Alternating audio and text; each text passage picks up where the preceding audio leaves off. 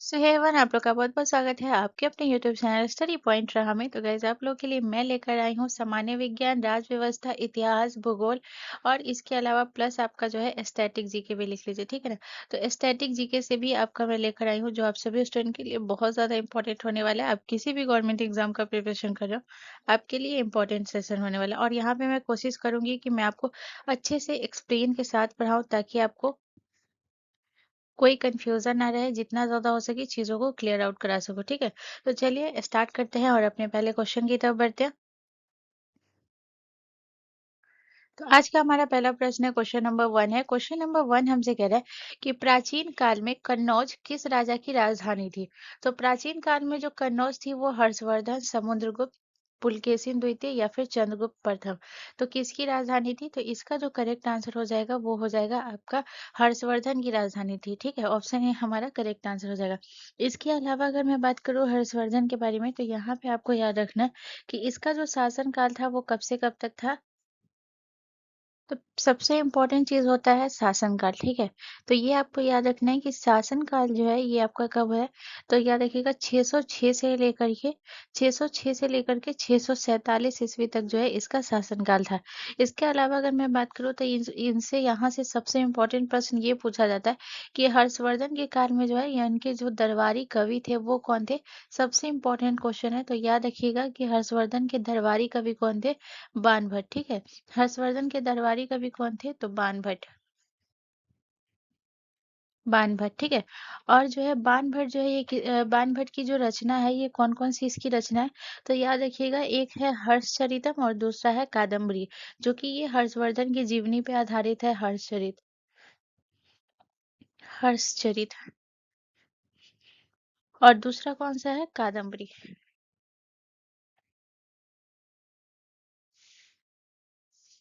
कादम्बरी, ये जो है ना इनकी प्रसिद्ध रचनाएं हैं, ठीक है। रचनाएं, ठीक है। इसके बाद अगर मैं बात करूं कि समुद्रगुप्त के समय जो राजधानी थी वो कहाँ थी। तो याद रखिएगा गुप्त के समय जो राजधानी थी ये थी पाटलिपुत्र। पाटलिपुत्र राजधानी थी, ठीक है। इसके अलावा अगर मैं बात करूं पुलकेशिन द्वितीय, तो पुलकेशिन द्वितीय के समय जो राजधानी थी वो वातापी थी। पहले इसे बादामी के नाम से जानते थे, बाद में जो है ये वातापी हो गया था, ठीक है ना। और याद रखिएगा ये जो लास्ट आपका बच जाता है चंद्रगुप्त प्रथम। तो चंद्रगुप्त प्रथम के समय जो राजधानी थी वो कहाँ थी। तो याद रखिएगा इसके समय भी राजधानी पाटलिपुत्र थी, ठीक है। पाटलिपुत्र। अब यहाँ पे हम बात करेंगे वंश के बारे में। तो ये जो था आपका चंद्रगुप्त प्रथम जो था ये कौन से वंश का था। तो याद रखिएगा ये था गुप्त वंश का। गुप्त वंश का था। इसके बाद अगर मैं बात करूँ पुलकेशिन द्वितीय, ये कौन से वंश का था। तो ये जो था ना ये चालुक्य वंश का था। चालुक्य वंश का, ठीक है। और लास्ट आपका कौन बच जाता है, ये समुद्रगुप्त। तो ये जो भी था ये भी आपका गुप्त वंश का शासक था, ठीक है। ये गुप्त वंश का था, ठीक है।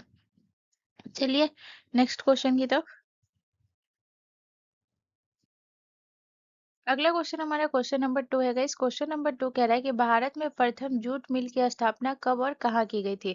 तो 1818 कोलकाता में, 1855 रीसरा में, 1900 बिहार में या फिर 1906 तमिलनाडु में। तो इसका जो करेक्ट आंसर हो जाएगा वो हो जाएगा ऑप्शन बी हमारा करेक्ट आंसर हो जाएगा 1855 रीसरा में। यहाँ पे अगर मैं बात करूँ तो यहाँ पे एक चीज याद रखिएगा कि रीसरा आपका कहाँ पड़ता है। तो रीसरा आपका पड़ता है पश्चिम बंगाल में, ठीक है। पश्चिम बंगाल में पड़ता है। और प्लस पूछा जाता है कि रीसरा कौन सी नदी के किनारे है। तो याद रखिएगा रीसरा जो है ये आपके हुगली नदी के किनारे है, ठीक है। कौन सी नदी के किनारे है, हुगली नदी के किनारे। हुगली नदी के किनारे। अब यहाँ पे मैं आपको कुछ मिल लिखाऊंगी और कुछ उसके स्थापना वर्ष, जो कि बहुत ज्यादा एग्जाम में पूछा जाता है, ठीक है। तो सबसे इसके बाद अगर मैं बात करूँ तो यहाँ पे आपको याद रखना है पहला। पहला आपको याद रखना है कपड़ा मिल।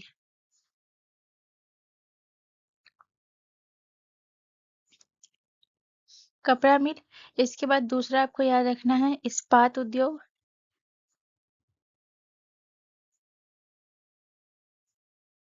इस्पात उद्योग। इसके बाद तीसरा आपको क्या याद रखना है, चीनी मिल।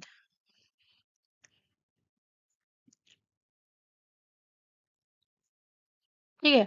तो यहाँ पे अगर मैं बात करूँ कि जो इसकी स्थापना हुई थी, कपड़ा मिल की स्थापना, वो कब हुआ था? तो यहाँ पे आपको याद रखना है, इसकी स्थापना 1854 में हुआ था, कपड़ा मिल की स्थापना। इस्पात उद्योग स्थापना की अगर मैं बात करूँ तो इसकी स्थापना 1907 में हुई थी और चीनी मिल की स्थापना 1903 में हुई थी। ठीक है। अब यहाँ पे बात करते हैं कि कपड़ा मिल आपका है कहाँ?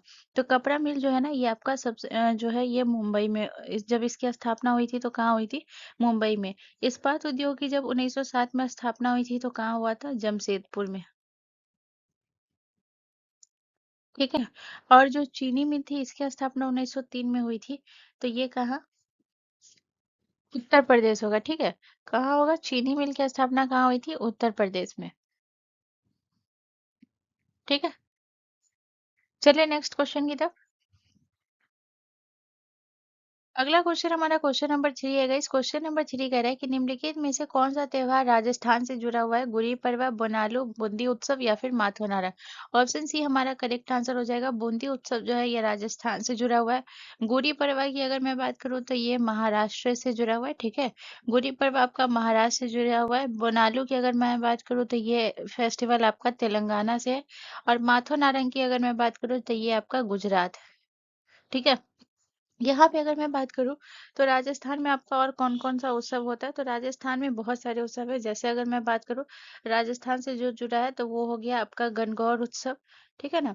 गणगौर उत्सव जुड़ा हुआ है। इसके बाद अगर मैं बात करूँ तो पुष्कर मेला, जो कि एग्जाम में पूछा भी गया था। रेलवे के एग्जाम में पूछा गया था। ठीक है। इसके बाद अगर मैं बात करूँ तो याद रखिएगा। और आपका कौन सा था? ये नागौर मेला। नागौर मेला। ठीक है। इसके बाद याद रखिएगा और कौन सा मेला है? हाथी महोत्सव। ये सब जो है ये कहाँ लगता है? ये आपके हाथी महोत्सव राजस्थान से जुड़ा हुआ है। हाथी महोत्सव।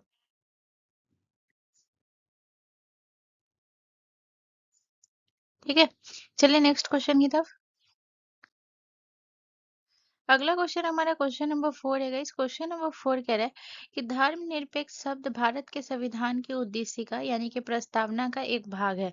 तो धर्मनिरपेक्ष शब्द जो है ये प्रस्तावना का एक भाग है। तो इसे कब ये किया गया था?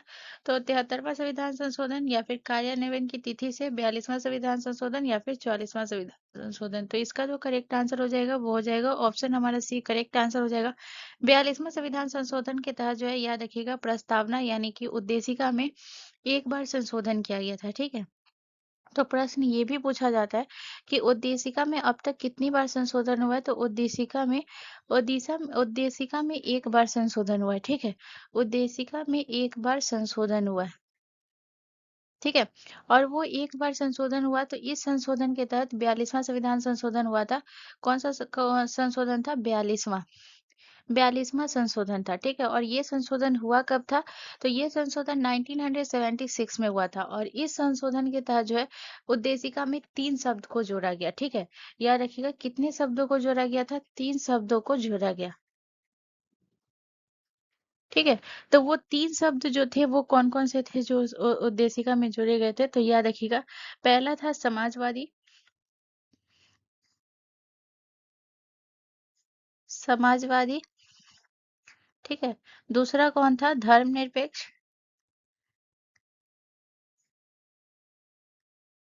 और तीसरा कौन था? तीसरा था आपका जो है याद रखिएगा कौन सा था? एकता और अखंडता। एकता और अखंडता। ठीक है। ये तो हो गया, इतना पॉइंट याद रखिएगा अखंडता। अब पूछा जाता है कि जो 42वां संविधान संशोधन हुआ था उस समय प्रधानमंत्री कौन थे? ये बहुत इंपॉर्टेंट क्वेश्चन है। ठीक है। तो याद रखिएगा उस समय जो प्रधानमंत्री थी वो थी आपके कौन? इंदिरा गांधी की सरकार थी उस समय। ठीक है। किसकी सरकार थी? इंदिरा गांधी की सरकार। इंदिरा गांधी की सरकार थी। ठीक है।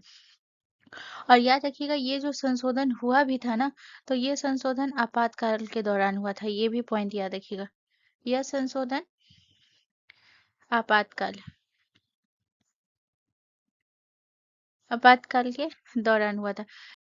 तो आपको याद रखना है कि 1975 में आपातकाल लगा था ना, उसी के दौरान हुआ था। ठीक है। आपातकाल के दौरान हुआ। ठीक है। चलिए नेक्स्ट क्वेश्चन की तरफ। अगला क्वेश्चन हमारा क्वेश्चन नंबर 5 है। क्वेश्चन नंबर 5 कह रहा है कि जब पृथ्वी पूरब की तरफ घूमती है तो पूर्वी जगहों का स्थानीय समय होगा। तो पूर्वी जगहों का स्थानीय समय क्या होगा? पश्चिम स्थानों के स्थानीय समय से पीछे, पश्चिम स्थानों के स्थानीय समय से आगे, पश्चिम स्थानों के समान या फिर उपयुक्त में से कोई नहीं। तो इसका जो करेक्ट आंसर हो जाएगा वो हो जाएगा पूर्वी स्थानों का समय जो है वो आगे होगा। ठीक है, तो इसका जो करेक्ट आंसर हो जाएगा वो हो जाएगा उपयुक्त में से कोई नहीं। ठीक है, तो इसका जो आंसर हो जाएगा वो आंसर क्या होगा? तो इसका जो आंसर हो जाएगा वो हो जाएगा पूर्वी स्थानों, पूर्वी स्थानों का समय आगे होगा, आगे होगा। ठीक है,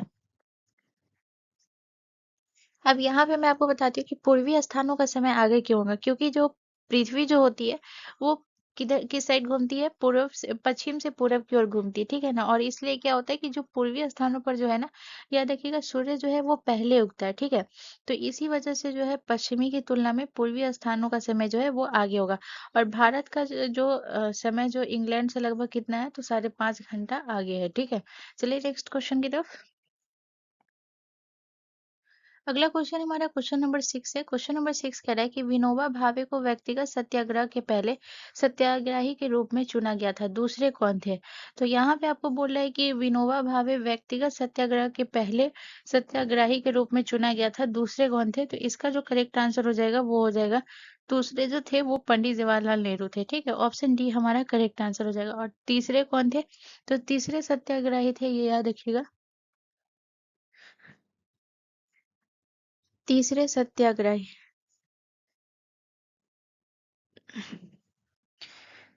तीसरे सत्याग्रही। तो तीसरे सत्याग्रही कौन है? ब्रिज कृष्ण चंद्र।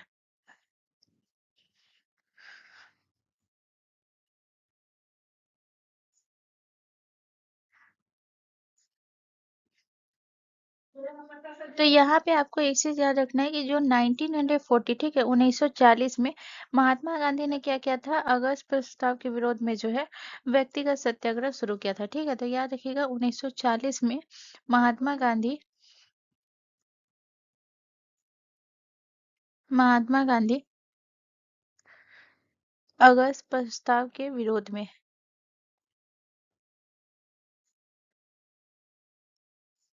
अगस्त प्रस्ताव के विरोध में, अगस्त प्रस्ताव के विरोध में क्या किया था? व्यक्तिगत सत्याग्रह शुरू किए थे, व्यक्तिगत सत्याग्रह शुरू किए थे। ठीक है, तो ये भी आपको याद रखना है। चलिए नेक्स्ट क्वेश्चन की तरफ। अगला क्वेश्चन हमारा क्वेश्चन नंबर 7 है। क्वेश्चन नंबर 7 कह रहा है कि उज्जैन किस नदी के किनारे स्थित है? नर्मदा नदी के किनारे, ताप्ती नदी के किनारे, तवा नदी के किनारे या फिर क्षिप्रा नदी के किनारे? तो इसका जो करेक्ट आंसर हो जाएगा वो हो जाएगा ऑप्शन डी हमारा करेक्ट आंसर हो जाएगा, क्षिप्रा नदी के किनारे। इसके बाद अगर मैं बात करूँ तो यहाँ पे आपको याद रखना है कि क्षिप्रा नदी का जो उद्गम होता है, ये उद्गम कहाँ से होता है? ठीक है, तो ये आपको याद रखना है, इसका उद्गम होता है आपके विंध्यन पर्वत श्रृंखला से जो है इसका उद्गम होता है। ठीक है ना,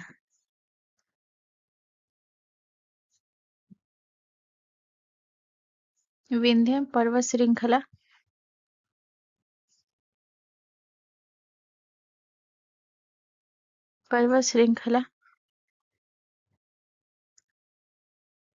काकरी बर्डी पहाड़ी से। ठीक है, इसके बाद अगर मैं बात करूँ तो यहाँ पे आपको याद रखना है कि इसकी जो क्षिप्रा नदी की जो लंबाई है ये कितनी है? लंबाई, ठीक है, तो ये आपको याद रखना है, इसकी लंबाई जो है वो 250 किलोमीटर है, लगभग, लगभग 250 किलोमीटर। ठीक है, इसके बाद याद रखिएगा कि ये जो क्षिप्रा नदी है ये आगे जाके किससे मिल जाती है? तो क्षिप्रा नदी जो है सबसे इम्पोर्टेंट पॉइंट है, याद रखिएगा, ये आगे जाकर जो है आगे चलकर किससे मिल जाती है? आगे चलकर चंबल नदी से मिल जाती है, आगे चलकर चंबल नदी से मिल जाती है। ठीक है, तो इतना पॉइंट याद रखिएगा और याद रखिएगा उज्जैन में ही क्षिप्रा नदी के तट पर क्या लगता है, महाबलेश्वर मंदिर स्थित है और यहीं पे कुंभ मेला लगता है। ठीक है, तो याद रखिएगा उज्जैन में, याद रखिएगा क्षिप्रा नदी के किनारे, क्षिप्रा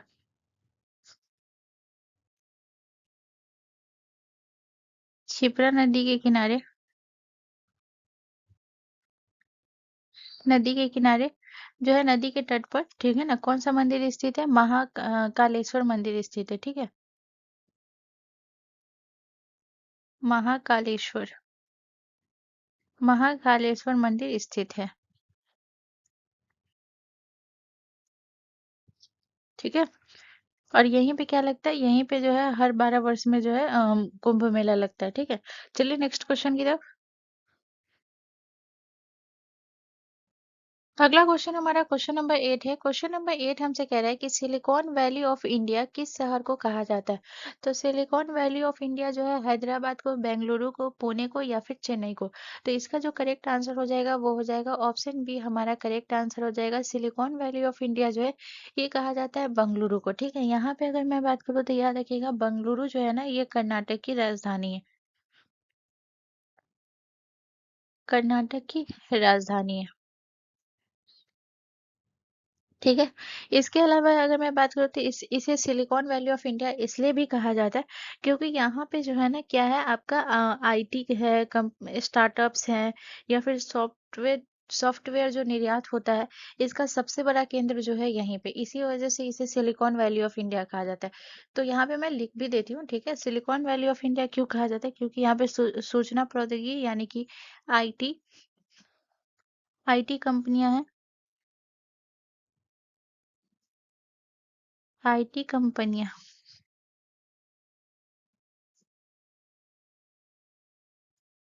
आईटी कंपनियां हैं। इसके बाद याद रखिएगा स्टार्टअप्स है, स्टार्टअप्स। ठीक है, और सॉफ्टवेयर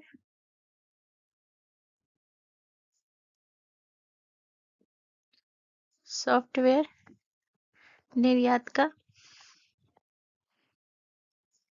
सबसे बड़ा केंद्र, सबसे बड़ा केंद्र है। इसी वजह से इसे सिलिकॉन वैली ऑफ इंडिया कहा जाता है। ठीक है, चलिए नेक्स्ट क्वेश्चन की तरफ। अगला क्वेश्चन हमारा क्वेश्चन नंबर 9 है। क्वेश्चन नंबर 9 कह रहा है कि बाबर एवं राणा सांगा के बीच हुए युद्ध को क्या कहा जाता है। तो बाबर और राणा सांगा के बीच जो युद्ध हुआ था वो कौन सा युद्ध था, तो वो था खानवा का युद्ध। ठीक है ना, तो ऑप्शन ए हमारा करेक्ट आंसर हो जाएगा। तो खानवा का युद्ध हुआ कब था, तो खानवा का युद्ध हुआ था 1527 में। ठीक है, 1527 में ये युद्ध हुआ था। इसके बाद ये युद्ध किसके बीच हुआ था, तो बाबर राणा सांगा। इसमें जीत किसकी हुई थी, तो जीत बाबर की हुई थी। ठीक है, इसके बाद यहाँ पे अगर मैं बात करूँ तो यहाँ पे आपको याद रखना है ये आपका जो है चंदेरी का युद्ध। ठीक है, तो चंदेरी का युद्ध कब हुआ था गाइस, तो ये आपको याद रखना है 1528 में। ठीक है, 1528 में जो है ये चंदेरी का युद्ध हुआ था। और ये जो युद्ध हुआ था ये किसके बीच हुआ था, तो ये युद्ध हुआ था आपके बाबर और मेदिनी राय के बीच, मेदिनी राय के बीच। ठीक है ना, और यहाँ पे भी जीत किसकी हुई थी, बाबर की हुई थी। ठीक है, इसके बाद आ जाते हैं हल्दी घाटी का युद्ध। तो हल्दी घाटी का युद्ध कब हुआ था, तो हल्दी घाटी का युद्ध हुआ था 1576 में और ये युद्ध हुआ था अकबर और महाराणा प्रताप प्रताप के बीच। और ये बहुत निर्णायक युद्ध था। इसमें मतलब परिणाम जो था कोई निर्णायक परिणाम नहीं था। ठीक है, यहाँ पे अगर मैं बात करूँ तो बाबर के बारे में आपको याद रखना है कि बाबर से आपको टोटल 4 युद्ध याद रखना है। बाबर के बारे में आपको 4 युद्ध याद रखना है। पहला आपको कौन सा युद्ध याद रखना है, पहला हो गया खानवा का युद्ध, चंदेरी का युद्ध। एक याद रखिएगा पानीपत का युद्ध, पानीपत का युद्ध। ठीक है, इसके बाद दूसरा आपको याद रखना है घाघरा का युद्ध। ठीक है, तो 2 युद्ध मैं बता चुके हैं, एक जो 1527 में हुआ था और दूसरा 1528 में हुआ था। पानीपत का युद्ध जो हुआ था ये 1526 में हुआ था और घाघरा का युद्ध हुआ था 1529 में, ठीक है। तो घाघरा का युद्ध जो है ये अफगान के बीच लड़ाई इसकी हुई थी, ठीक है ना। ये जो युद्ध था ये किसके बीच था, तो याद रखिएगा अफगान के साथ इसका युद्ध था, अफगान के साथ। और पानीपत का जो प्रथम युद्ध था ये किसके साथ था, तो याद रखिएगा ये युद्ध था आपके ये इब्राहिम लोदी के साथ, ठीक है ना, इब्राहिम लोदी, ठीक है। चलिए नेक्स्ट क्वेश्चन की तरफ। अगला क्वेश्चन हमारा क्वेश्चन नंबर 10 है गाइस। क्वेश्चन नंबर 10 हमसे कह रहा है कि शिव कुमार शर्मा का नाम किस वाद्य यंत्र से जुड़ा है। तो शिव कुमार शर्मा का नाम जो है ये कौन से वाद्य यंत्र से जुड़ा हुआ है, तो इसमें जो करेक्ट आंसर हो जाएगा वो हो जाएगा आपका संतूर, यानी कि ऑप्शन बी हमारा करेक्ट आंसर हो जाएगा, ठीक है। संतूर से इनका नाम जुड़ा हुआ है। इसके अलावा अगर मैं बात करूँ तो याद रखिएगा शिव कुमार शर्मा जो है यहाँ पे आपको ये इनके बारे में जो है ना कुछ पुरस्कार के बारे में याद रखना है। तो इन्हें कौन कौन सा पुरस्कार मिला, तो पहला तो याद रखिएगा इन्हें पद्मश्री से सम्मानित किया गया। तो पद्मश्री इन्हें कब मिला था, 1991 में इन्हें पद्मश्री मिला था। इसके बाद अगर मैं बात करूँ तो और इन्हें कौन सा पुरस्कार मिला था, तो याद रखिएगा पद्म विभूषण,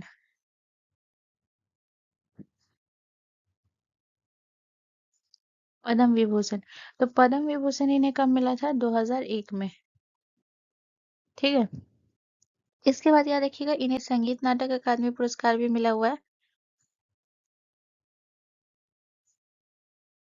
संगीत नाटक अकादमी पुरस्कार, ठीक है। तो इन्हें संगीत नाटक अकादमी पुरस्कार कब मिला था, तो 1986 में इन्हें मिला था, ठीक है। इसके बाद अगर मैं बात करूँ सितार, सितार से संबंधित कौन है, तो सितार से सबसे इम्पोर्टेंट नाम आता है पंडित रविशंकर का। पंडित रविशंकर ये आपके सितार वादक है, ठीक है। इसके अलावा अगर मैं बात करूँ तो यहाँ पे आपको याद रखना है ये नाद स्वरम, ठीक है। तो नाद स्वरम से कौन है संबंधित, नाद स्वरम। तो याद रखिएगा बाल मुरली कृष्ण, बाल मुरली,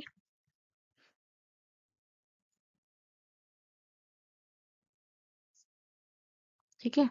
और इसके बाद अगर मैं बात करूँ तो और जो है ढोलक, ढोलक से कौन संबंधित है, तो ये आपको याद रखना है। ढोलक से जो है ढोलक जिसे हम कहते हैं आपके क्या कहते हैं, तबला,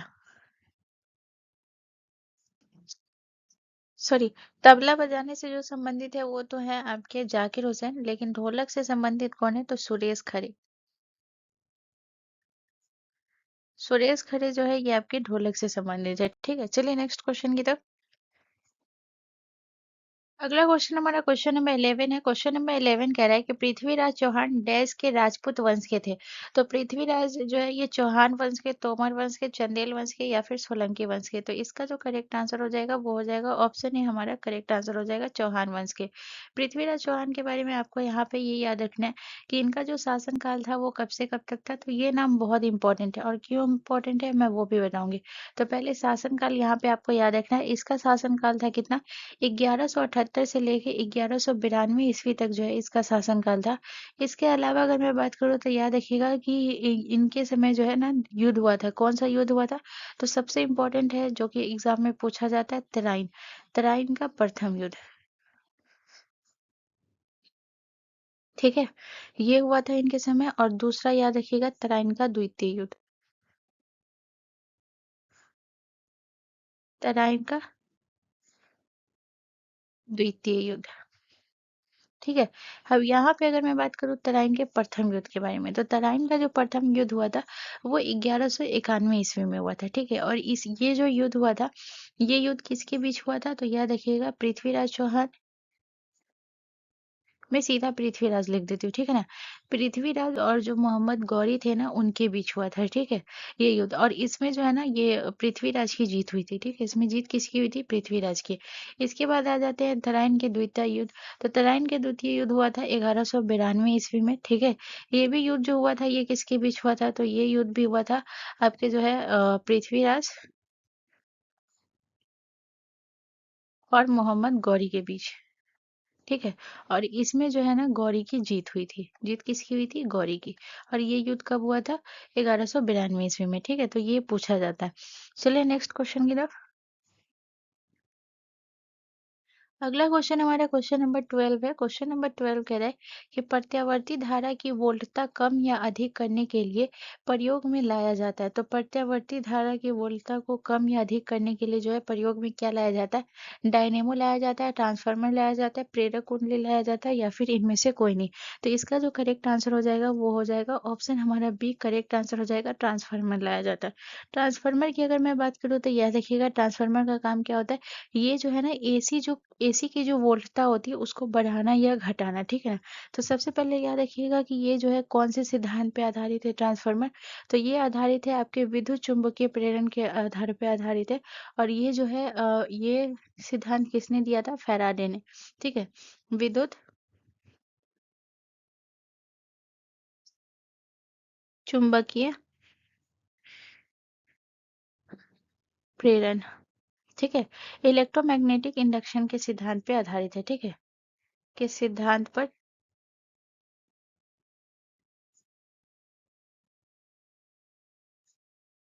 सिद्धांत पर आधारित है, ठीक है। इसके बाद अगर मैं बात करूँ तो ये जो है ये क्या करता है? तो ये जो सिद्धांत है ये किसने दिया था? तो ये सिद्धांत फैराडे ने दिया था, ठीक है। ये सिद्धांत किसने दिया था? ये सिद्धांत फैराडे ने दिया था, ठीक है। इसके अलावा अगर मैं बात करूँ तो यहाँ पे आपको याद रखना है कि इसमें जो है ना ये क्या करता है? ये जो है प्रतिवर्ती धारा पे काम करता है, ठीक है। ट्रांसफार्मर जो है याद रखिएगा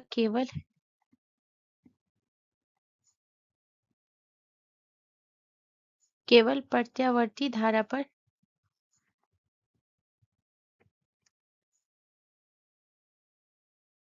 काम करता है, ठीक है।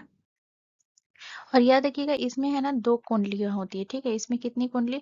तो याद रखिएगा इसमें दो कुंडलियां होती हैं,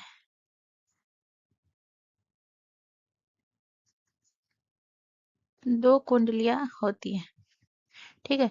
तो इसमें दो कुंडलियां होती हैं, तो पहला कुंडली कौन सा होता है? पहला होता है आपका प्राइमरी कॉइल, प्राइमरी कॉइल, और दूसरा कौन सा होता है? सेकेंडरी कॉइल,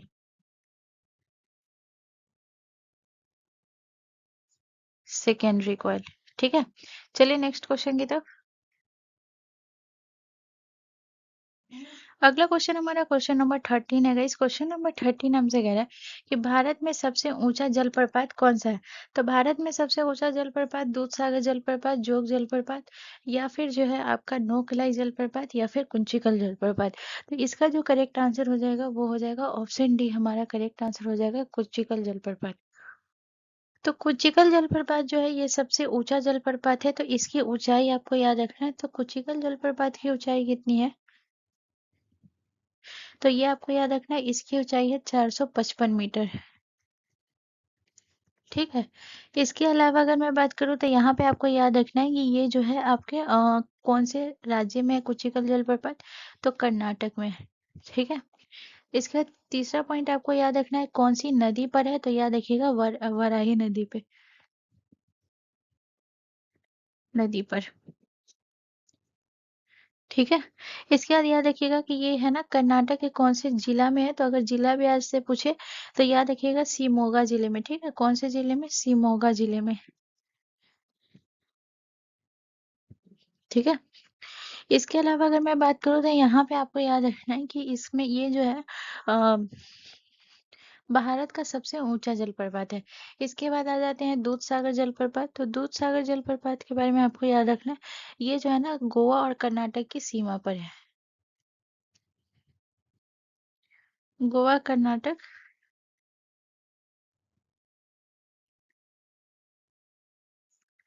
गोवा कर्नाटक की सीमा पर, ठीक है।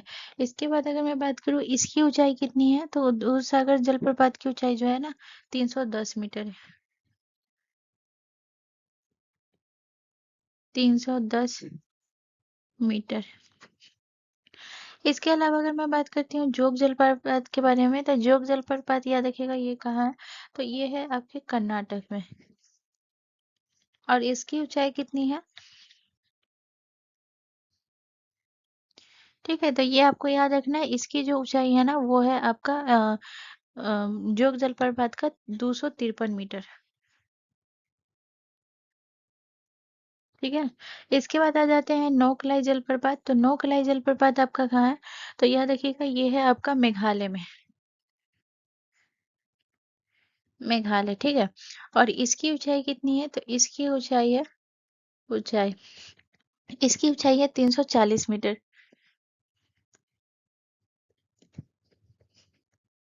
ठीक है। चलिए नेक्स्ट क्वेश्चन की तरफ चलते हैं। अगला क्वेश्चन हमारा क्वेश्चन नंबर 14 है। क्वेश्चन नंबर 14 कह रहा है कि निम्नलिखित में से किस राज्य में गोंचा महोत्सव मनाया जाता है? तो गोंचा महोत्सव जो है ये कौन से राज्य में मनाया जाता है? कर्नाटक, छत्तीसगढ़, झारखंड या फिर ओडिशा? तो ऑप्शन बी हमारा करेक्ट आंसर हो जाएगा। तो ये जो मनाया जाता है ना, ये आपका जो मनाया जाता है छत्तीसगढ़ में, ठीक है। और याद रखिएगा, ये जो मनाया जाता है रथ यात्रा के रूप में मनाया जाने वाला ये एक उत्सव है, ठीक है। गोंचा महोत्सव जो है, याद रखिएगा, रथ यात्रा, रथ यात्रा, ठीक है, रथ यात्रा के रूप में मनाया जाता है। ठीक है।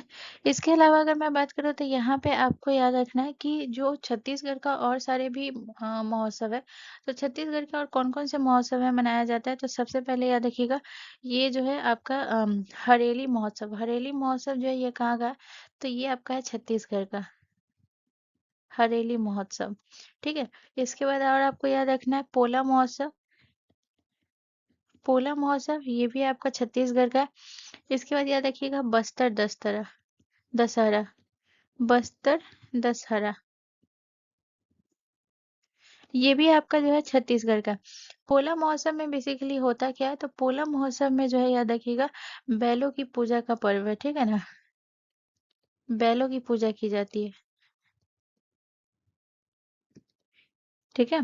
इसके बाद अगर मैं बात करूँ तो बस्तर दशहरा जो है याद रखिएगा, ये जो है भारत का सबसे लंबा चलने वाला दशहरा कौन सा है? तो यही है, भारत का सबसे लंबा चलने वाला दशहरा, सबसे लंबा चलने वाला दशहरा।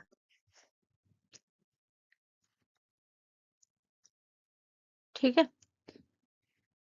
तो इतना पॉइंट आपको याद रखना है। और जो हरेली महोत्सव है ये आपके कृषि से जुड़ा हुआ है। चलिए नेक्स्ट क्वेश्चन की तरफ।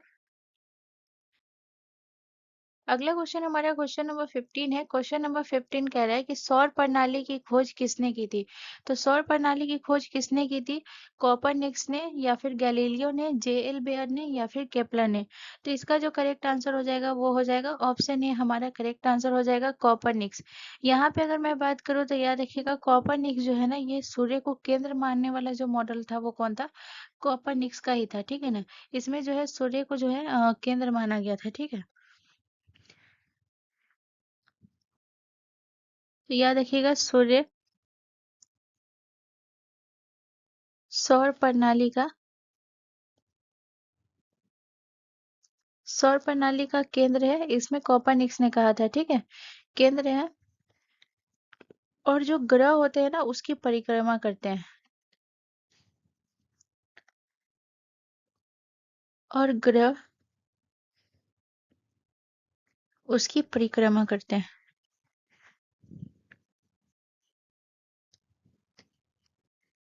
परिक्रमा करते हैं।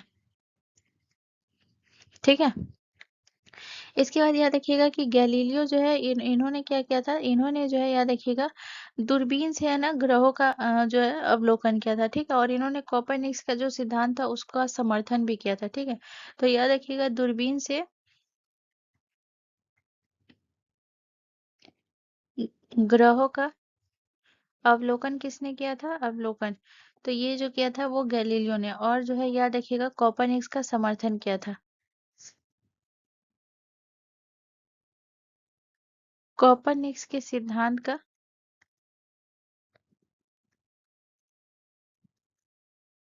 समर्थन किया था। ठीक है। इसके बाद अगर मैं बात करूँ जेएल बेयर के बारे में, तो यहाँ पे आपको याद रखना है, ये जो है ये टेलीविजन का आविष्कार किया था, ठीक है। तो टेलीविजन का आविष्कार किसने किया था? टेलीविजन, टेलीविजन के आविष्कारक हैं। ठीक है। और इसके बाद अगर बात करती हूँ मैं केपलर के बारे में, तो यहाँ पे आपको याद रखना है कि ग्रहों के गति के नियम किसने दिए थे। बहुत इंपॉर्टेंट क्वेश्चन है, याद रखिएगा। तो ग्रहों के गति के नियम, गति के नियम किसने दिए थे? केपलर ने। चलिए नेक्स्ट क्वेश्चन की तरफ। अगला क्वेश्चन हमारा क्वेश्चन नंबर 16 है। क्वेश्चन नंबर 16 कह रहा है कि कौन सा शहर विजयनगर साम्राज्य की राजधानी हुआ करता था। तो विजयनगर साम्राज्य की राजधानी मैसूर, बेलूर, हम्पी या फिर तंजौर। तो इसका जो करेक्ट आंसर हो जाएगा वो हो जाएगा ऑप्शन हमारा सी, करेक्ट आंसर हो जाएगा हम्पी। ये विजयनगर साम्राज्य की राजधानी थी। मैसूर जो है ये आपको याद रखना, ये था आपके वाडियार वंश की राजधानी थी। वाडियार वंश की राजधानी। ठीक है। इसके बाद बेलूर की अगर मैं बात करूँ तो ये आपको याद रखना होयसाल वंश की राजधानी थी। होयसाल वंश की राजधानी। ठीक है। और जो तंजौर थी ना, ये आपको याद रखना चोल वंश की राजधानी। ठीक है। अब यहाँ पे अगर हम बात करते हैं तो यहाँ पे आपको याद रखना है विजयनगर साम्राज्य। तो विजयनगर साम्राज्य के बारे में आपको याद रखना है, सबसे पहले इसके जो है ये स्थापना कब हुई थी। तो ये आपको याद रखना है, इसकी स्थापना हुई थी 1336 ईस्वी में। ठीक है। इसकी स्थापना कब हुई थी? 1336 ईस्वी में। और इसके संस्थापक कौन थे? विजयनगर साम्राज्य के संस्थापक। ठीक है। तो इसके संस्थापक थे ये हरिहर और बुक्का। हरिहर, हरिहर और बुक्का जो है इस वंश के संस्थापक थे। और हरिहर और बुक्का जो है ये कौन से वंश के थे? तो याद रखिएगा, ये दोनों जो थे ना, ये दोनों संगम वंश के थे। ठीक है। संगम वंश के थे।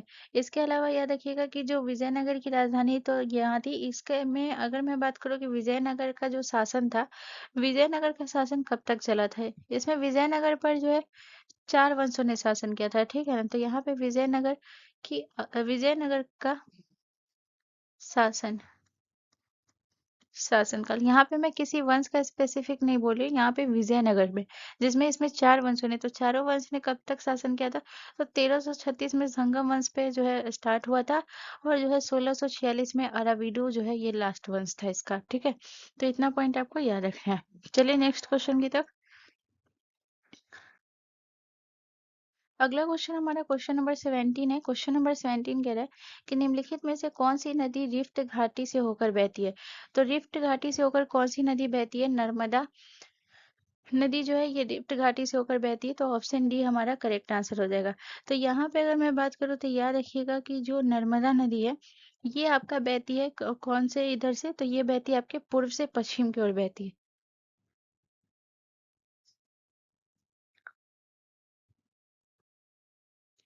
पूर्व से पश्चिम की ओर। ठीक है। इसके अलावा अगर मैं बात करूँ तो यहाँ पे आपको याद रखना है कि ये जो है नर्मदा नदी का जो उद्गम होता है ये कहाँ से होता है? तो इसका उद्गम होता है अमरकंटक पहाड़ से।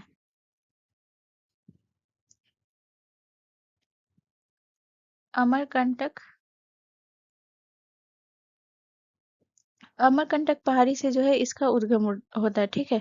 इसके बाद याद रखिएगा कि ये नर्मदा नदी जो है ये विंध्याचल और सतपुरा के बीच बहती है। तो ये पूछा भी जाता है। ठीक है।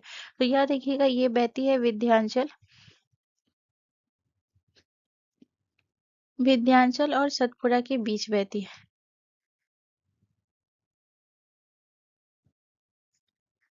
सतपुरा,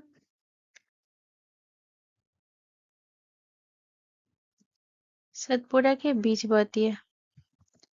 ठीक है। तो इतना पॉइंट आपको याद रखना है। चलिए नेक्स्ट क्वेश्चन की तरफ। अगला क्वेश्चन हमारा क्वेश्चन नंबर 18 है गाइस। क्वेश्चन नंबर 18 कह रहा है कि निम्न में से 2009 में किस मंडल को यूनेस्को की अंतर्राष्ट्रीय मान्यता प्रदान की है। तो यूनेस्को की अंतर्राष्ट्रीय मान्यता प्रदान जो की है 2009 में, वो किसी किया है? तो याद रखिएगा वो किया गया है सिमलीपाल को। तो ऑप्शन डी हमारा करेक्ट आंसर हो जाएगा। ठीक है। यहाँ पे अगर मैं बात करूँ तो याद रखिएगा मानस जय मंडल को, तो इसे किया गया है 1989 में शामिल किया गया है। उसके बाद नंदा देवी जयमंडल की अगर मैं बात करूँ तो याद रखिएगा इसे 2004 में शामिल किया गया। ठीक है। और नीलगिरी को अगर मैं बात करूँ तो याद रखिएगा, इसे जो है यूनेस्को के 2000 में, ठीक है, 2000 में जो है याद रखिएगा, 2000 में यूनेस्को नेटवर्क में शामिल किया गया, ठीक है, शामिल, ठीक है। चलिए नेक्स्ट क्वेश्चन की तरफ। अगला क्वेश्चन हमारा क्वेश्चन नंबर 19 है। क्वेश्चन नंबर 19 कह रहा है कि निम्नलिखित में से कौन भारत नहीं आया था। तो भारत कौन नहीं आया था? मेगास्थनीज, कोलंबस, वास्को डिगामा या फिर फाहियान। तो इसका जो करेक्ट आंसर हो जाएगा वो हो जाएगा आपका जो है कोलंबस जो है बाहर नहीं आया था, क्योंकि कोलंबस जो है भारत इसलिए नहीं आया था कि कोलंबस क्या हुआ था, इसने भारत की खोज में जो है समुद्र यात्रा की थी, ठीक है, लेकिन ये भारत की खोज करते हुए समुद्री यात्रा से ये अमेरिका तक ही रह गया था, ठीक है, ये जो है कहाँ तक रह गया था, अमेरिका तक ही सीमित रह गया था। तो ये भारत नहीं आया। मेगास्थनीज जो है ये भी भारत आया था, ठीक है, और ये याद रखिएगा, ये जो है मेगास्थनीज जो थे, ये आप इसके बारे में आपको याद रखना है कि ये चंद्रगुप्त मौर्य के दरबार में राजदूत थे, ठीक है, चंद्रगुप्त मौर्य के दरबार में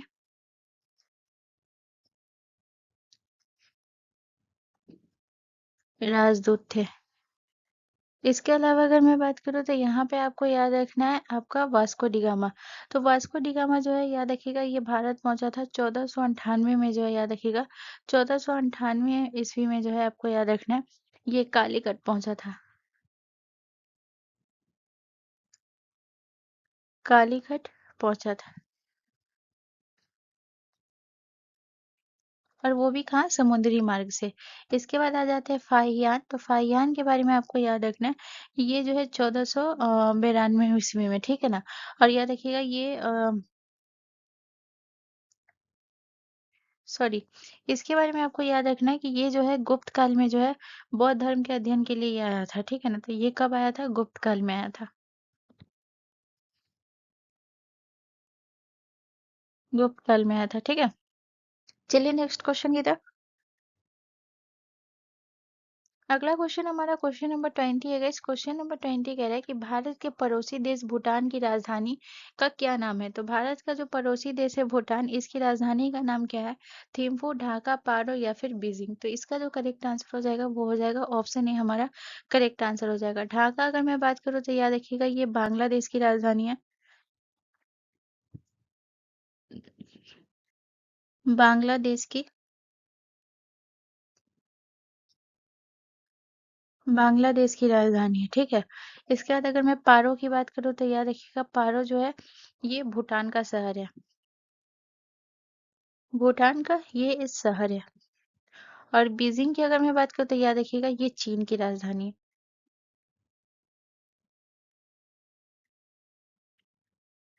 चीन की राजधानी, ठीक है। और इसके बाद अगर मैं बात करूँ तो यहाँ पे याद रखिएगा कि भूटान की जो राजधानी है वो कहाँ है, वो है थिम्पू। इसके अलावा अगर मैं बात करूँ तो याद रखिएगा 1961 में, 1961 में जो है थिम्पू को राजधानी घोषित किया गया था भूटान की,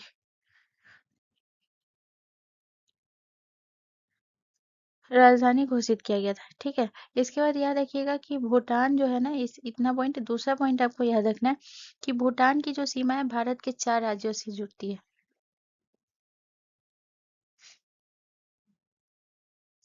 भूटान की सीमा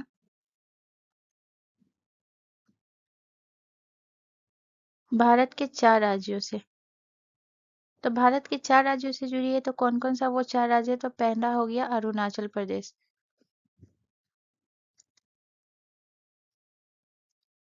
दूसरा कौन सा हो गया, सिक्किम,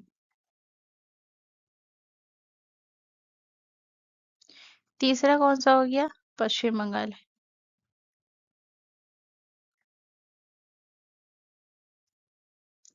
और चौथा कौन सा हो गया, असम। तो ये 4 राज्यों से लगती है, ठीक है। और भारत और जो है याद रखिएगा, भारत और ये भूटान के बीच की सीमा कितनी है? तो ये भी याद रखिएगा 699 किलोमीटर, भारत और भूटान की सीमा ठीक है, तो कितना है 699 किलोमीटर। तो ये बहुत इंपॉर्टेंट है, ये याद रखिएगा। 699 किलोमीटर जो है ये बहुत ज्यादा इंपॉर्टेंट है। ठीक है, चलिए नेक्स्ट क्वेश्चन की तरफ। अगला क्वेश्चन हमारा क्वेश्चन नंबर 21 है। क्वेश्चन नंबर 21 हमसे कह रहा है कि साल का टीका निम्नलिखित में से किससे संबंधित है? तो चेचक से संबंधित है, या फिर जो है आपका जो है टेटनस, बीबी, या फिर पोलियो। तो ऑप्शन डी हमारा करेक्ट आंसर हो जाएगा, पोलियो से संबंधित है। इसके बाद अगर मैं बात करूँ कि साल का टीका की जो है खोज किसने की थी, तो याद रखिएगा इसके खोजकर्ता। ठीक है, तो इसके खोजकर्ता कौन है? Jonas, Jonas Salk. ठीक है, इसके बाद अगर मैं बात करूं तो याद रखिएगा चेचक के टीके की खोज किसने की थी। तो चेचक के टीके की खोज जो है ये किसने की थी, तो इसका करेक्ट आंसर हो जाएगा आपका जो है ये एडवर्ड जेनर।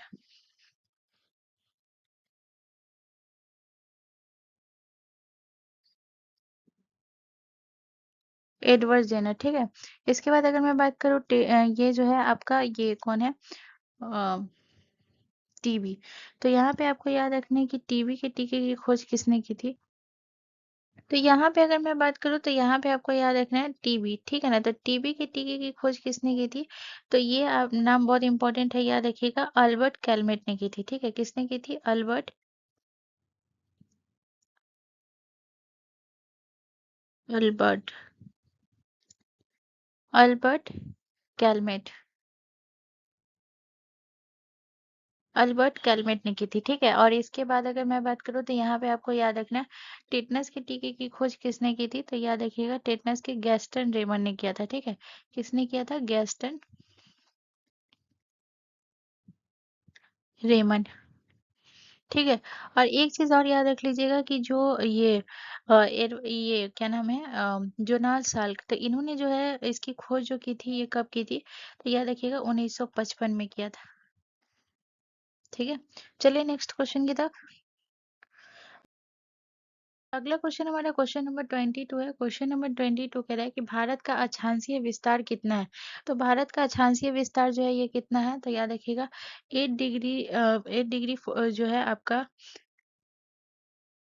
4 से 37 डिग्री सी उत्तरी अक्षांश तक जो है। ठीक है ना, ये आपका जो है अक्षांशीय विस्तार है, तो ऑप्शन ए हमारा करेक्ट आंसर हो जाएगा। ठीक है, याद रखिएगा उत्तरी अक्षांश से ये शुरू होता है और उत्तरी जो है अक्षांश से शुरू होकर जो है ये आपके उत्तरी अक्षांश तक जाता है। यहाँ पे जो है एक चीज आपको याद रखना है, देशांतर। तो देशांतर जो है ये कितना जाता है, तो याद रखिएगा 68 डिग्री 7 से ईस्ट। सीधा मैं ईस्ट लिख देती हूँ। ठीक है, 97 डिग्री 25 ईस्ट तक जाता है। ठीक है ना, और इस दोनों की अगर मैं कुल लंबाई की बात करूँ तो कुल लंबाई कितनी है, तो इसकी जो कुल लंबाई है वो कितनी है, 3214 किलोमीटर। ठीक है, चलिए नेक्स्ट क्वेश्चन की तरफ। अगला क्वेश्चन हमारा क्वेश्चन नंबर 23 है। क्वेश्चन नंबर 23 कह रहा है कि निम्नलिखित में से भारतीय नर्तकियों में से कौन भारतीय इतिहास की पहली महिला थी जिसे राज्यसभा के सदस्य के रूप में नामित किया गया था। तो ये जो है यहाँ पे आपको याद रखना, एक नर्तकी है जिन्हें जो है राज्यसभा के सदस्य के रूप में नामित किया गया था। तो याद रखिएगा ऑप्शन ए हमारा करेक्ट आंसर हो जाएगा, रुक्मणी देवी अरुणले को। ठीक है, यहाँ पे अगर मैं बात करूँ तो यहाँ पे आपको याद रखना है कि रुक्मणी देवी अरुणले से आपको याद रखना है कि इन्हें एक पुरस्कार मिला था, और कौन सा पुरस्कार मिला था? पद्म भूषण।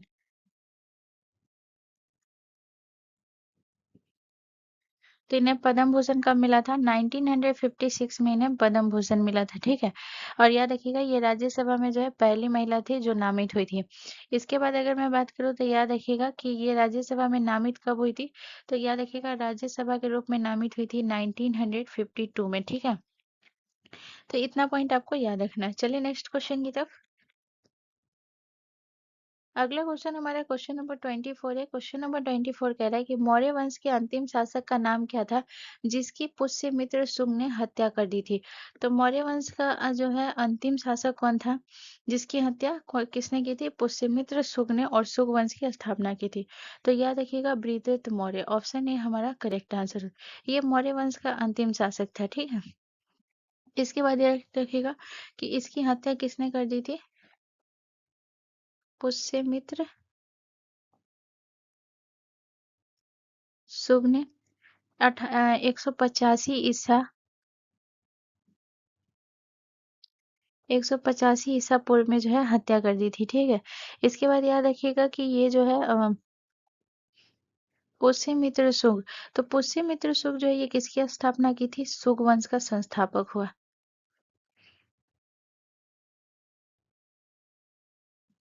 संस्थापक। और इसका जो है शासनकाल कब से कब तक था? शासनकाल, ठीक है। तो याद रखिएगा 185 से लेकर के 149 ईसा पूर्व तक जो है इसका शासन था, ठीक है। तो इसके बाद अगर मैं बात करूँ तो इस वंश का जो है शुंग वंश का अंतिम शासक,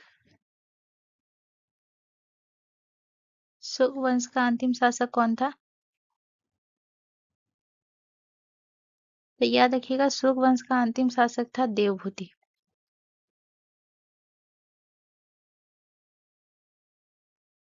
ठीक है।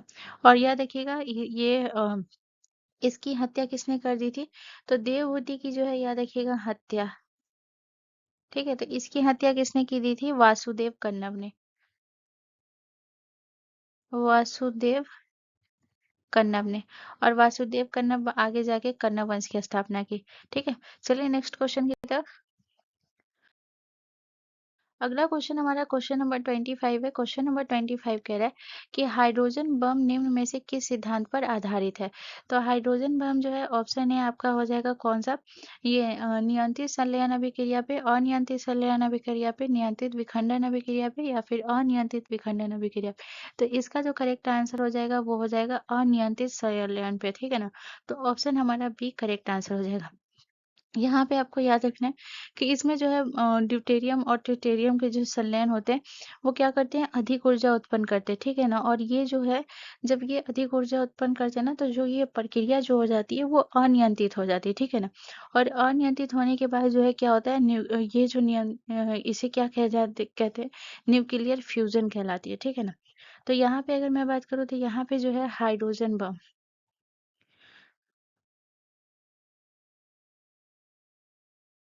हाइड्रोजन बम, ठीक है। तो हाइड्रोजन बम जो याद रखिएगा ये कौन से सिद्धांत पे काम करती है? अनियंत्रित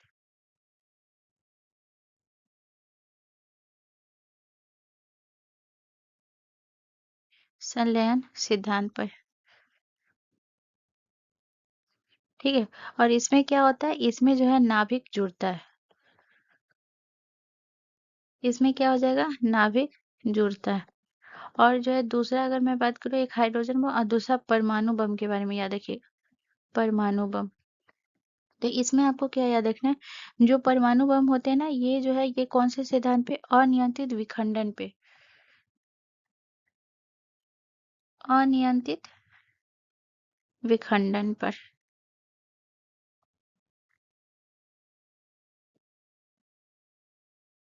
ठीक है। और इसमें जो है क्या होता है? इसमें जो है ना नाभिक टूटता है।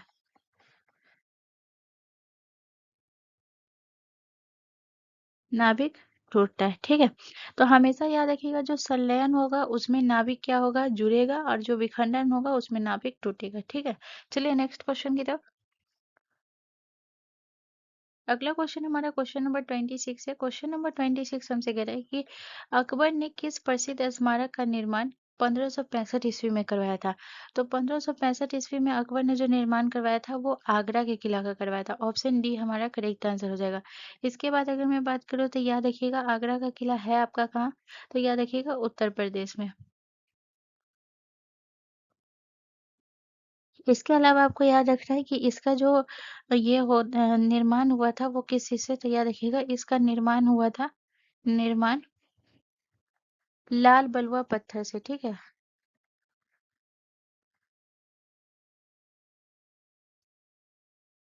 लाल बलुआ पत्थर से। इसके बाद आपको याद रखना है कि इसे यूनेस्को में भी शामिल किया गया था। तो इसे यूनेस्को में कब शामिल किया गया था?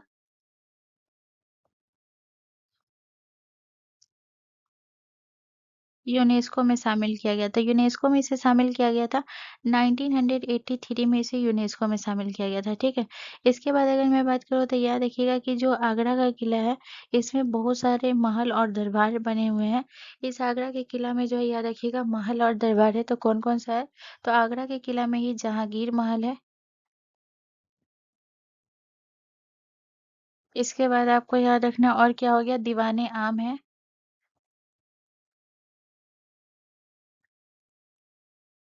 दीवाने आम है। इसके अलावा अगर मैं बात करूँ तो और आपका क्या है गाइस, तो याद रखिएगा मोती मस्जिद है, ठीक है। ठीक है, तो इतना पॉइंट आपको याद रखना है। चलिए नेक्स्ट क्वेश्चन की तरफ। अगला क्वेश्चन हमारा क्वेश्चन नंबर 27 है। क्वेश्चन नंबर 27 कह रहा है कि अरावली पर्वत श्रृंखला की सबसे ऊंची चोटी कौन सी है? तो अरावली पर्वत श्रृंखला की सबसे ऊंची चोटी जो है गुरु शिखर है, सिरोही शिखर है, माउंट आबू है या फिर दोदा बेट्टा है। तो इसका जो करेक्ट आंसर हो जाएगा वो हो जाएगा ऑप्शन ए, हमारा करेक्ट आंसर हो जाएगा गुरु शिखर। और गुरु शिखर जो है ये आपको याद रखना है, इसकी ऊंचाई कितनी है? ऊंचाई तो याद रखिएगा 1722 मीटर जो है इसकी ऊंचाई है गुरु शिखर की। और याद रखिएगा ये आपके माउंट आबू में स्थित है, ठीक है। माउंट आबू जो है ये आपका स्थित है। स्थित कहाँ है?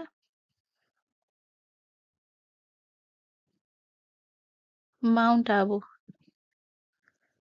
जो कि आपका कहाँ पड़ता है? राजस्थान में, ठीक है। इसके बाद आ जाते हैं अरावली पर्वत। तो अरावली पर्वत जो है याद रखिएगा सबसे प्राचीन पर्वत कौन सा है? तो याद रखिएगा भारत की सबसे प्राचीन पर्वत, सबसे प्राचीन पर्वत जो है ये आपका अरावली पर्वत है, ठीक है। और अरावली आपका जो है याद रखिएगा यह एक कौन सा पर्वत है? वलित पर्वत है। इसके बाद अगर मैं बात करूं अरावली पर्वत की कुल लंबाई कितनी है, तो याद रखिएगा इसकी कुल लंबाई है 692 किलोमीटर। इसके अलावा बात करूँ तो यहाँ की जो यहाँ से कौन-कौन सी नदियाँ बहती है? अरावली नदी से जो अगर मैं बात करूँ कौन-कौन सी नदियाँ बहती है, तो ये भी आपको याद रखना है। अरावली से जैसे अगर मैं बात करूँ सबसे इम्पोर्टेंट बनास नदी बहती है। इसके बाद लूनी नदी। इसके बाद साबरमती नदी बहती है, ठीक है। चलिए नेक्स्ट क्वेश्चन की तरफ। अगला क्वेश्चन हमारा क्वेश्चन नंबर 28 है। क्वेश्चन नंबर 28 कह रहा है कि उपनिवेश काल में पहली सहायक संधि किसके साथ की गई थी? तो उपनिवेश काल में पहली सहायक संधि जो है ये किसके साथ की गई थी? अवध के साथ, मैसूर के साथ, हैदराबाद के साथ या फिर पेशवा के साथ? तो ऑप्शन सी हमारा करेक्ट आंसर हो जाएगा, हैदराबाद के साथ। जो सहायक संधि की थी ये किसने की थी? तो लॉर्ड वेलेस्ली ने। वेले जली ने। और वेलेजली का जो लॉर्ड वेलेजली का जो शासन था वो कब से कब तक था? 1798 से लेकर के 1805 ईस्वी तक था, ठीक है। इसके बाद अगर मैं बात करूँ तो याद रखिएगा कि जो हैदराबाद में जो है पहली बार, तो हैदराबाद का जो शासक था जिसके साथ इसने संधि की थी, तो हैदराबाद का शासक कौन था? तो याद रखिएगा हैदराबाद का शासक था निजाम, ठीक है। और इसके साथ जो संधि की थी वो कब की थी, कौन से वर्ष में? तो याद रखिएगा वर्ष 1798 में इसने संधि की थी, ठीक है। इसमें ये था कि ब्रिटिश सेना को जो है उस राज्य में रखना और उसका खर्चा वगैरह उठाना जो है ये संधि था इसका, ठीक है। इसके बाद मैसूर की संधि इसने 1799 में की थी, ठीक है। मैसूर की संधि कब की थी? 1799 में। और अवध की संधि की थी 1801 ईस्वी में। तो ये दोनों आपको याद रखना है, ठीक है। चलिए नेक्स्ट क्वेश्चन की तरफ। अगला क्वेश्चन हमारा क्वेश्चन नंबर 29 है। क्वेश्चन नंबर 29 कह रहा है कि सियाल, सीमा तथा नीफे के रूप में भूगर्भ का विभाजन किसके द्वारा किया गया था? तो भूगर्भ का विभाजन जो है ये स्वेज के द्वारा किया गया था, ठीक है। याद रखिएगा आपको कितना इसके बारे में आपको ये याद रखना है कि स्वेज ने जो है ना वो पृथ्वी की आंतरिक संरचना को जो है रासायनिक संगठन के आधार पे 3 भागों में विभाजित किया था। तो याद रखिएगा पृथ्वी की आंतरिक संरचना को,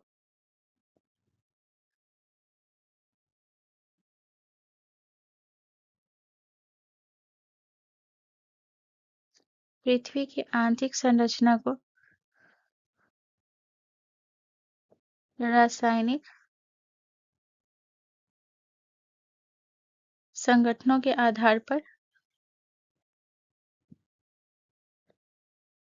3 भागों में, ठीक है? 3 भागों में विभाजित किया था, ठीक है? तो 3 भागों में विभाजित किया था, तो कौन-कौन सा वो 3 भाग था? तो पहला हो गया सियाल,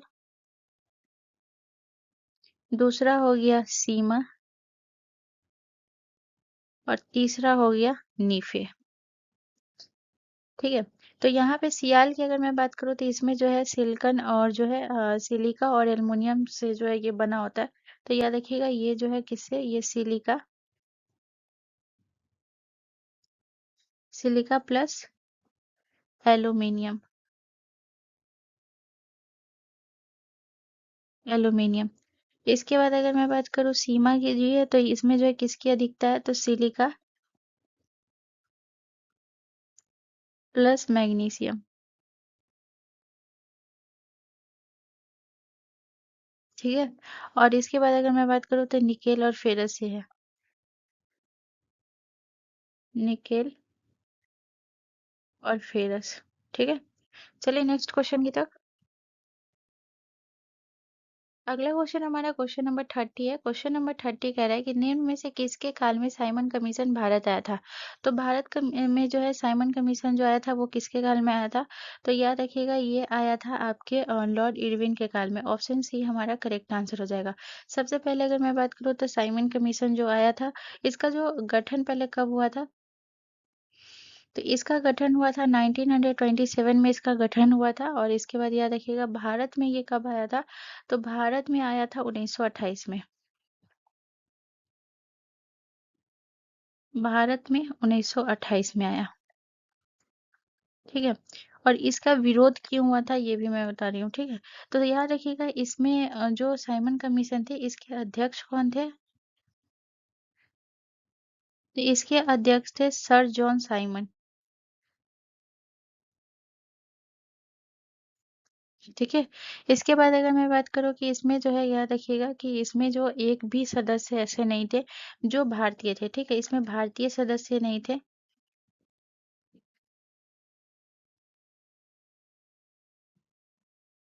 इसमें भारतीय सदस्य नहीं थे, इसीलिए इसलिए विरोध हुआ था, ठीक है?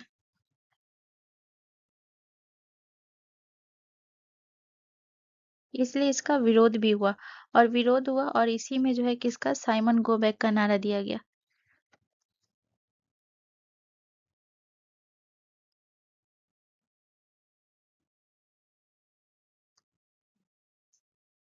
साइमन गो बैक का नारा दिया गया, ठीक है? तो इतना पॉइंट आपको याद रखना। और इसमें याद रखिएगा कि इसमें जो है कितने सदस्य थे, एक भी भारतीय सदस्य नहीं थे। तो इसमें जो है याद रखिएगा कुल सात ब्रिटिश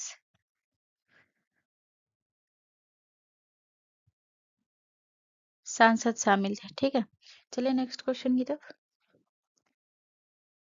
अगला क्वेश्चन हमारा क्वेश्चन नंबर 31 है। क्वेश्चन नंबर 31 कह रहा है कि हॉकी के खेल में मैदान पर कितने खिलाड़ी टीम में सम्मिलित होते हैं? 10, 11, 8, 6। तो इसका करेक्ट आंसर हो जाएगा ऑप्शन बी, हमारा करेक्ट आंसर हो जाएगा 11 खिलाड़ी, ठीक है? इसके बाद अगर मैं बात करूँ तो याद रखिएगा कि जो हॉकी में 11 खिलाड़ी होते हैं, तो इसके मैदान के बारे में हम बात करते हैं, ठीक है? तो इसका मैदान जो है ये कैसा होता है? तो हॉकी का मैदान होता है आयताकार, आयताकार इसका मैदान होता है, ठीक है? और इस आयताकार मैदान की लंबाई और चौड़ाई कितनी होती है, ये बहुत इंपॉर्टेंट है। तो इसकी लंबाई लंबाई आपको याद रखना, और दूसरा आपको इसकी चौड़ाई याद रखना है। तो अगर मैं लंबाई की बात करूँ तो याद रखिएगा इसकी लंबाई है कितनी है, 91.4 मीटर। और इसकी चौड़ाई की अगर मैं बात करूँ तो 55 मीटर, ठीक है? अब यहाँ पे मैं कुछ खेल लिखूंगी और उसके खिलाड़ी भी लिखूंगी। जैसे अगर मैं बात करूँ तो यहाँ पे आपको याद रखना है फुटबॉल। तो फुटबॉल में कितने खिलाड़ी होते हैं? तो याद रखिएगा फुटबॉल में जो होते हैं वो होते हैं आपके 11 खिलाड़ी होते हैं। इसके बाद अगर मैं बात करूँ क्रिकेट, तो क्रिकेट में कितने खिलाड़ी होते हैं? क्रिकेट में भी 11 खिलाड़ी होते हैं। इसके बाद याद रखिएगा कबड्डी, तो कबड्डी में कितने खिलाड़ी होते हैं? तो याद रखिएगा कबड्डी में 7 खिलाड़ी होते हैं, ठीक है। इसके बाद अगर मैं बात करूँ तो याद रखिएगा बास्केटबॉल। तो बास्केटबॉल में कितने खिलाड़ी होते हैं? 5 खिलाड़ी होते हैं। अच्छा, एक चीज और याद रखिएगा कि जो है भारत में जो हॉकी का स्वर्णिम काल कब कहा जाता है? तो याद रखिएगा भारत में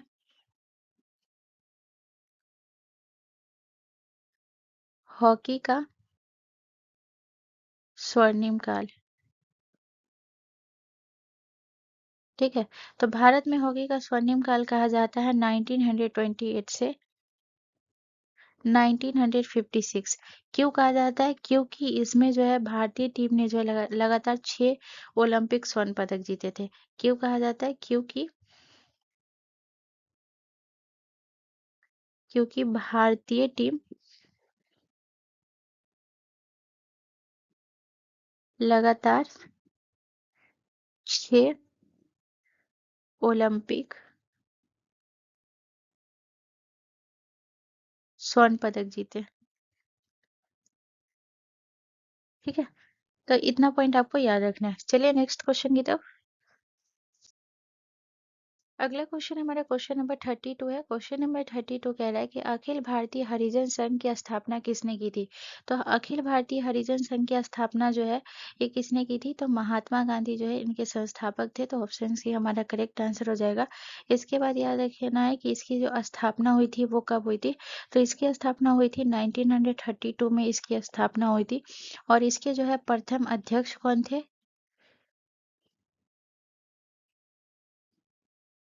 तो ये आपको याद रखना है, इसके प्रथम अध्यक्ष थे घनश्याम दास बिरला। घनश्याम दास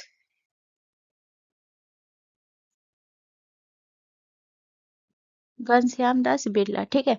इसके बाद अगर मैं बात करूँ तो यहाँ पे आपको याद रखना है ये ब्रह्म समाज। ब्रह्म समाज के संस्थापक कौन है? तो ब्रह्म समाज के संस्थापक है ब्रह्म समाज, ठीक है। जिसकी स्थापना 1828 में राजा राम मोहन राय ने की थी, ठीक है।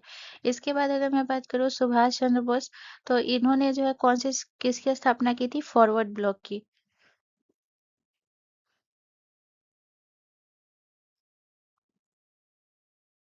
Forward block. तो फॉरवर्ड ब्लॉक की स्थापना सुभाष चंद्र बोस ने कब की थी? 1900 सॉरी, हाँ 1939 में की थी, ठीक है। फॉरवर्ड ब्लॉक की। इसके बाद अगर मैं बात करूँ तो याद रखिएगा ये जवाहरलाल नेहरू ने किसकी स्थापना की थी? भारतीय योजना आयोग की।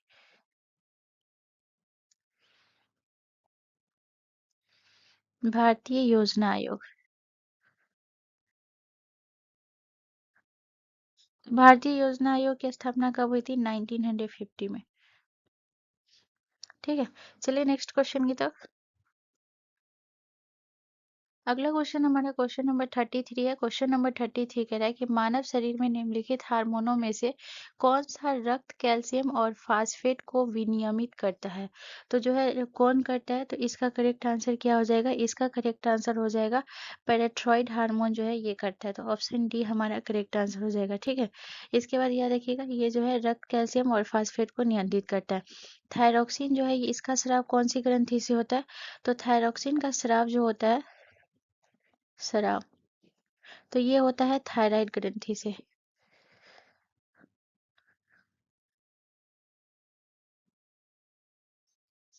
ठीक है। इसके बाद अगर मैं बात करूँ तो याद रखिएगा वृद्धि हार्मोन का होता स्राव है पीयूष ग्रंथि से,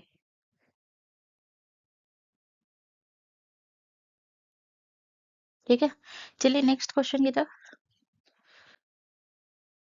अगला क्वेश्चन हमारा क्वेश्चन नंबर 34 है। क्वेश्चन नंबर 34 कह रहा है कि अंडमान निकोबार द्वीप समूह का प्रशासनिक केंद्र कहाँ है? तो अंडमान निकोबार द्वीप समूह का प्रशासनिक केंद्र जो है ये आपका पोर्ट ब्लेयर है। तो ऑप्शन ए हमारा करेक्ट आंसर हो जाएगा। इसके बाद अगर मैं बात करूँ कि इसका जो गठन हुआ था वो कब हुआ था? तो याद रखिएगा गठन हुआ था 1 नवंबर 1956 को, ठीक है। और याद रखिएगा राजधानी कहाँ है? Port Blair. तो इतना पॉइंट आपको याद रखना है। चलिए नेक्स्ट क्वेश्चन की तरफ।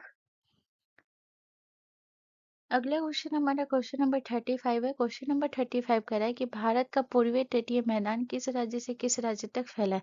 तो भारत का पूर्वी तटीय मैदान जो फैला हुआ है वो पश्चिम बंगाल से तमिलनाडु तक फैला हुआ है। तो ऑप्शन हमारा डी करेक्ट आंसर हो जाएगा। ठीक है, यहाँ पे अगर मैं बात करूँ तो पूर्वी तटीय मैदान जो है बंगाल के खाड़ी के किनारे स्थित है। बंगाल खाड़ी के किनारे स्थित है। बंगाल खाड़ी के किनारे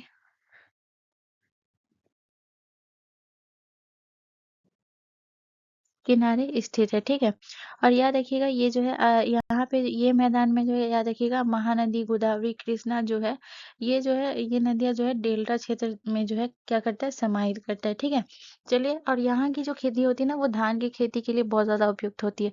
चलिए नेक्स्ट क्वेश्चन की तरफ। अगला क्वेश्चन हमारा क्वेश्चन नंबर 36 है। क्वेश्चन नंबर 36 कह रहा है कि भारत में न्यूनतम मजदूरी अधिनियम कब लागू किया गया था। तो भारत में न्यूनतम मजदूरी अधिनियम जो है ये 1948 में लागू किया गया था। तो ऑप्शन डी हमारा करेक्ट आंसर हो जाएगा। और ये लागू किया गया था श्रमिकों को न्यूनतम वेतन देना। ठीक है, ये अधिनियम क्यों लागू किया गया था? श्रमिकों को न्यूनतम वेतन देना। ठीक है, इसके बाद याद रखिएगा कि ये जो है ये 1948 में, और इसके बाद जो है 1961, और दूसरा याद रखिएगा कौन सा, 1986। ये दोनों भी बहुत इंपॉर्टेंट है। तो यहाँ पे जो है 1900 जो है आपका 61 में क्या हुआ, कौन सा ये था, ये अम, मातृत्व लाभ अधिनियम। मातृत्व लाभ अधिनियम, ये अधिनियम भी याद रखिएगा। और दूसरा 1986 में कौन सा अधिनियम आया था, बाल श्रम निषेध अधिनियम।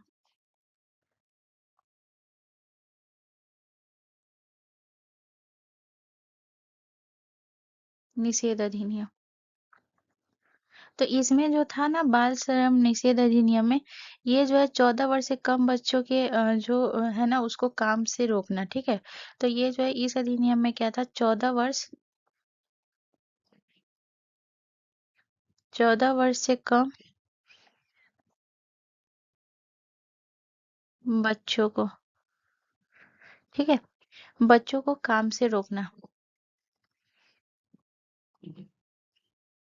काम से रोकना। ठीक है, चलिए नेक्स्ट क्वेश्चन की तरफ। अगला क्वेश्चन हमारा क्वेश्चन नंबर 37 है। क्वेश्चन नंबर 37 कह रहा है कि निम्नलिखित राज्यों के समूह में से कौन सा लौह अयस्क का सबसे बड़ा भंडार है। तो सबसे बड़ा भंडार कहाँ है, तो ऑप्शन ए हमारा करेक्ट आंसर हो जाएगा, ओडिशा और कर्नाटक। ठीक है, दूसरे स्थान पे आपका आता है कर्नाटक, तीसरे स्थान पे आपका छत्तीसगढ़ आता है। ठीक है, चलिए नेक्स्ट क्वेश्चन की तरफ। अगला क्वेश्चन हमारा क्वेश्चन नंबर 38 है। क्वेश्चन नंबर 38 कह रहा है कि तंजौर बाला सरस्वती किस शास्त्रीय नृत्य के लिए जानी जाती है।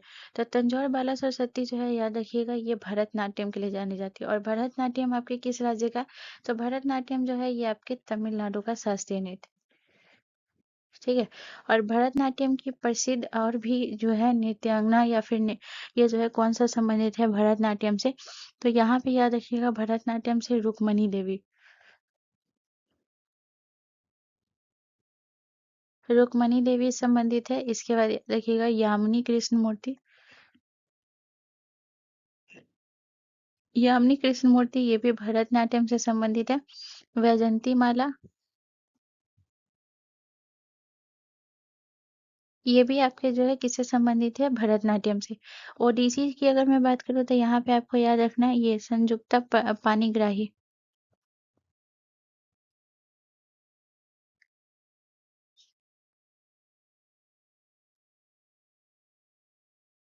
संयुक्ता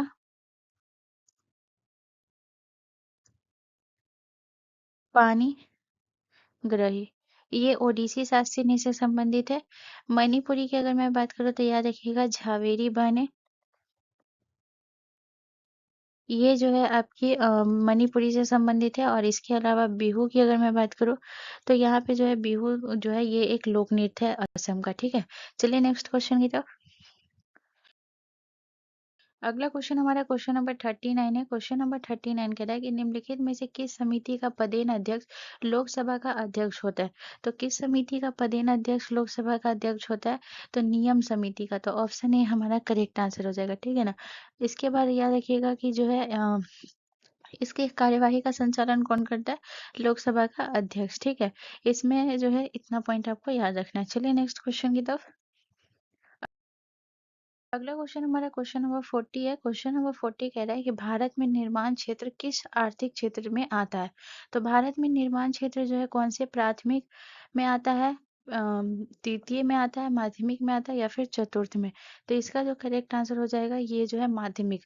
तो ये दूसरे क्षेत्र पर आता है, ठीक है ना। माध्यमिक मतलब यहाँ पे दे दिया कंफ्यूज करने के लिए, दूसरे क्षेत्र पे आता है। तो यहाँ पे अगर मैं बात करूँ तो प्राथमिक क्षेत्र में जो है ये आपका कौन सा आता है। प्राथमिक क्षेत्र में आता है आपका जैसे कृषि, ठीक है ना। इसके बाद अगर मैं बात करूँ खनन, और इसके बाद याद रखिएगा मत्स्य पालन। इसके बाद अगर मैं बात करूँ आपका जो है दूसरे क्षेत्र में आपका कौन सा आता है। ये जो आता है दूसरे क्षेत्र में आपका आता है भवन, सड़क, पुल। ये सब आपका द्वितीय क्षेत्र में आता है। तृतीय क्षेत्र में जो है ये आपका सेवाएं, जैसे कि तृतीय क्षेत्र में सेवाएं जैसे बैंकिंग, बैंकिंग, ठीक है। इसके बाद जो है आपका परिवहन, ये सब जो है तीसरे क्षेत्र में आता है। शिक्षा। चतुर्थ क्षेत्र में आता है आपका जैसे कि आईटी। इसके बाद रिसर्च, रिसर्च,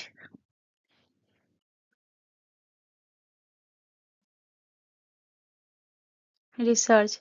ये सब जो है आपका चतुर्थ श्रेणी में आता है, ठीक है ना। चलिए नेक्स्ट क्वेश्चन की तरफ।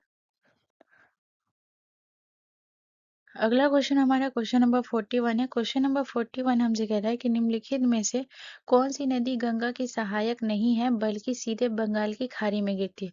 तो गंगा की सहायक नदी कौन सी नहीं है। महानदी। महानदी जो है ये गंगा की सहायक नहीं है, सीधा बंगाल की खाड़ी में गिरती है। ये छत्तीसगढ़ से निकलती है और उड़ीसा से होकर ये जो है आपको याद रखना है कि ये कहाँ बंगाल की खाड़ी में गिर जाती है, ठीक है। इसके बाद अगर मैं बात करूँ जो आपका कोसी नदी, गोमती नदी और घाघरा नदी है, ये तीनों आपके बंगाल की खाड़ी में गिरती है, मगर पहले ये गंगा की में मिल जाती है, ठीक है ना। चलिए नेक्स्ट क्वेश्चन की तरफ।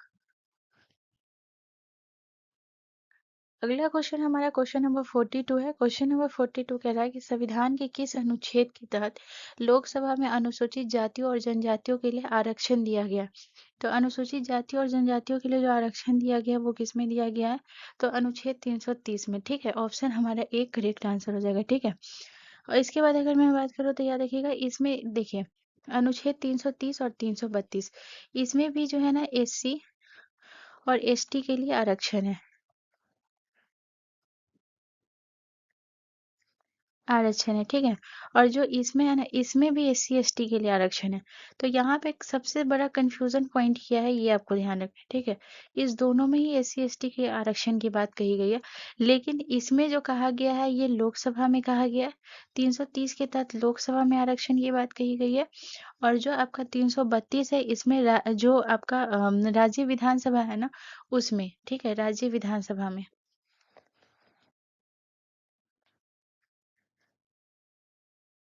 ठीक है। इसके बाद अगर मैं बात करूँ जो आपका जो है इतना पॉइंट आपको याद रखना है, ठीक है। चलिए नेक्स्ट क्वेश्चन की तरफ। अगला क्वेश्चन हमारा क्वेश्चन नंबर 43 है गाइस। क्वेश्चन नंबर 43 कह रहा है कि लोक चित्रकला मधुबनी किस राज्य का लोकप्रिय है। तो याद रखिएगा ये है आपका बिहार का, ठीक है ना। मधुबनी चित्रकला जो है ये बिहार से संबंधित है। इसके बाद अगर मैं बात करूँ तो याद रखिएगा जो आपका ओडिशा, ओडिशा का चित्रकला कौन सा है, पटचित्र। पटचित्र चित्रकला ये उड़ीसा का है, ठीक है। इसके बाद जो है यहाँ पे इतना पॉइंट आपको याद रखना है, ठीक है। चलिए नेक्स्ट क्वेश्चन की तरफ। अगला क्वेश्चन हमारा क्वेश्चन नंबर 44 है गाइस। क्वेश्चन नंबर 44 कह रहा है कि भारतीय संविधान के किस अनुच्छेद के तहत लोकसभा में अनुसूचित जातियों और जनजातियों के लिए आरक्षण दिया गया। ठीक है, तो ये भी जो है आपका सेम ही क्वेश्चन ऐसा लग रहा है। ठीक है ना, तो ये भी 330 ही हो जाएगा। ठीक है, चलिए नेक्स्ट क्वेश्चन की तरफ। अगला क्वेश्चन हमारा क्वेश्चन नंबर 45 है। क्वेश्चन नंबर 45 कह रहा है कि समुद्रगुप्त का दरबारी कवि कौन था। तो समुद्रगुप्त का दरबारी कवि जो था ना वो हरिसेन था। ठीक है, ऑप्शन ए हमारा करेक्ट आंसर हो जाएगा। ठीक है, तो इतना पॉइंट आपको याद रखना है। तो गाइज आज का सेशन यहीं कंप्लीट होता है। यहाँ से रिलेटेड कोई भी कंफ्यूजन कोई भी दिक्कत है तो आप मुझसे कमेंट करके पूछ सकते हैं, मैं उसका ज़रूर रिप्लाई करूंगी। एंड मोस्ट इंपॉर्टेंट चीज़ है, अगर ये वीडियो आपके लिए इन्फॉर्मेटिव था तो प्लीज़ चैनल को जरूर सब्सक्राइब कर लीजिएगा एंड बेल आइकन पर जरूर क्लिक कर लीजिएगा। मिलते हैं नेक्स्ट वीडियो में। जय हिंद।